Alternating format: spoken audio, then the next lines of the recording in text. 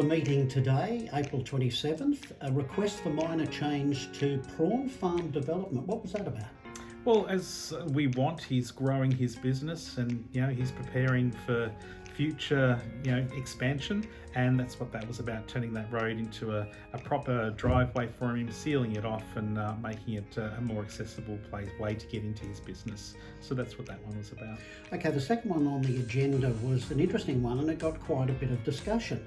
And that was change of use for a function centre to be using, playing music and what have you. Now, they put forward that it would only be 5 decibels. Now, this is down on Tresize Road at Mowbray. Is that the Port Lakeside retreat there?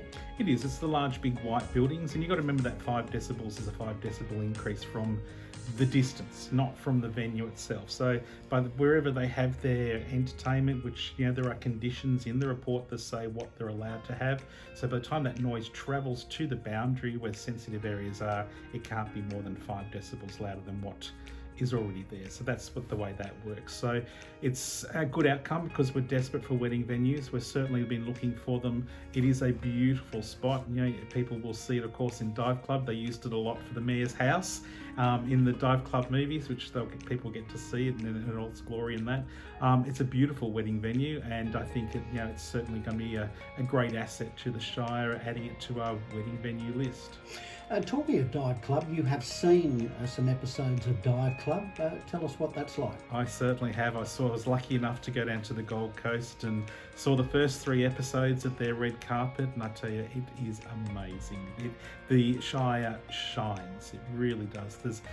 It's hard because it's really good. You've got to concentrate on looking in the background to see the extras, which are all the locals and the different scenes, because you're so engrossed in the actual show itself because it's a great storyline. But areas like even Mossman with the skate park, they're filmed there at night time and it just looks stunning. It looks like somewhere out of a Los Angeles scene with the way it's been lit. So really exciting. Can't wait for it to come to air. Channel 10 in September, I believe, is the date they've said. It's going to be fantastic for this region because it's also going to be Netflix. 160 or 169 countries around the world will see it on Netflix, and it showcases this region absolutely beautifully.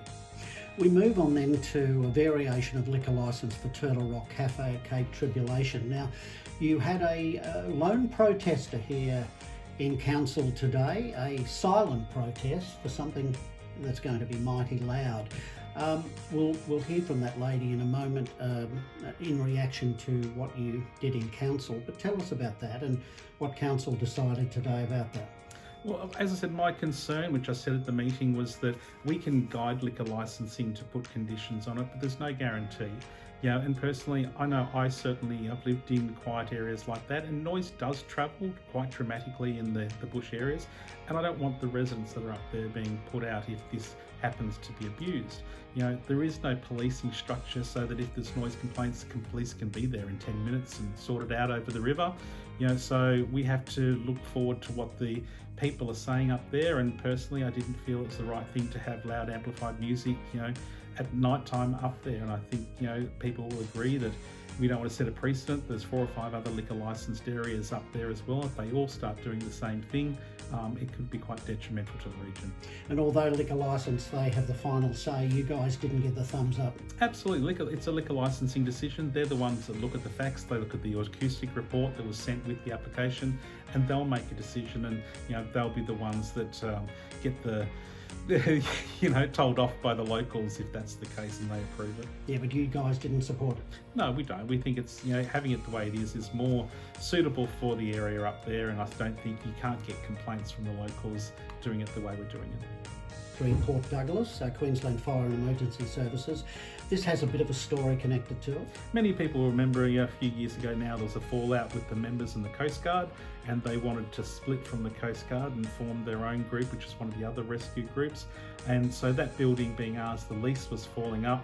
They weren't formed at the time, and there was still to's and fro's about who owned what and who was signing for what. So council put the lease for the building they were using into the QFIS.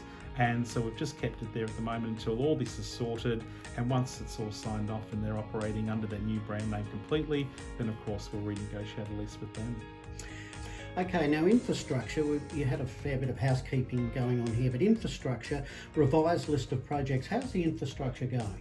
It's getting over. We've put a lot of work on this year. You know, people remember it was one of the biggest capital works budgets in Douglas's history, and of course with the COVID funding rounds that we've had from the state and federal, there's been a lot more added to it. So there's a lot of work getting done, and yeah, the staff are really pressed to be able to get it all done and completed in the time frame. Especially with the grant funding ones, they have to be done in certain time periods, so they take priority over the ones that we're just funding ourselves. But they're getting through the list, which is great to see, and you know, people will certainly notice there's lots of work going on.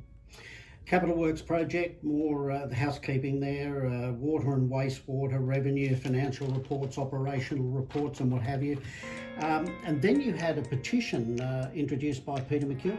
That's correct. Yeah, Peter brought forward a petition, and it's always good when you get to hear from the people and what they're saying, and that's been accepted. So now the staff will look through the details of that, and they'll come back to us with some further information. That's about it for that. Look, on behalf of everybody from Fab FM and also from the Shire, very sorry for your loss with your dad. Can you just tell us a little bit about your dad? You know, he was an amazing man. He came out here when he was about 10 or 11 years old from the UK, originally born in Kent, in England, in an old Air Force hangar, actually, because the bombs were dropping, so he was actually born inside a hangar. Brothers, sisters, I think there's 5 of them all together. They all moved out here as 10-pound poms and settled in Cessnock originally before moving to Melbourne, where he of course met my mum in Sunshine at one of the balls, one of the dances they went to back then. And you know, within a week he asked her to marry him, and because she said, "Don't be stupid," you know, as they do back then. And he slowly but surely won her over. And of course, we've got my brother and sister, the 3 kids, and yeah, we moved them up here about 3 years ago so they could spend some time up here where it was a bit warmer away from Melbourne. And you know, he's absolutely enjoyed his time up here. He loved it, but his health was deteriorating especially over the last 12 months. And he ended up back in hospital again about 2 or 3 weeks ago, where he spent some time in there, and unfortunately passed away last week.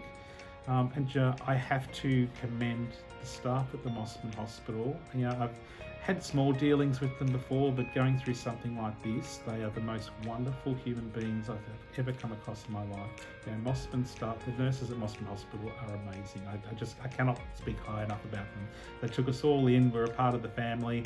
They looked after Mum whenever she was in there, and they're just wonderful people. So we're very grateful for what they did for Dad, and he's in a better place now, and we've got his service this afternoon, and we're looking forward with all the family being there to get together and discuss all the great times we had with him, because he was a musician as well. So played the keyboard, United Settlers Clubs, had his own bands, and where he used to play. Some people may remember the Palais Ballroom down in Melbourne. It's now the Palace nightclub, I think it went to at one stage. But so very talented man as far as his music was concerned, and we've also got that musical from him. My sister, of course, is a singer, and I'm with the theatre, and he'll certainly not be forgotten. How's your mum handling it? She's doing really well. She's the matriarch of the family, and she always holds it tough, and she's always concerned about what other people are doing rather than herself. But she's holding it well together, and we're just all surrounding her and supporting her, and making sure that she's doing all right at the moment. We're thinking of you at this time, and I hope everything goes well with the commemoration of his life this afternoon.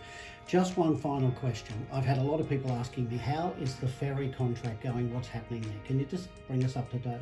Absolutely, and I understand people are concerned about this, but it's certainly something we've got to get right, and we've got to get it right for everyone. And the council staff are absolutely still discussing with Ciron. We are getting very, very close, and we'll certainly have some answers very soon. But there is no fear at this point that we will not be without a ferry. We're just making sure the negotiations are completed appropriately. Michael Kerr, thank you. Thank you.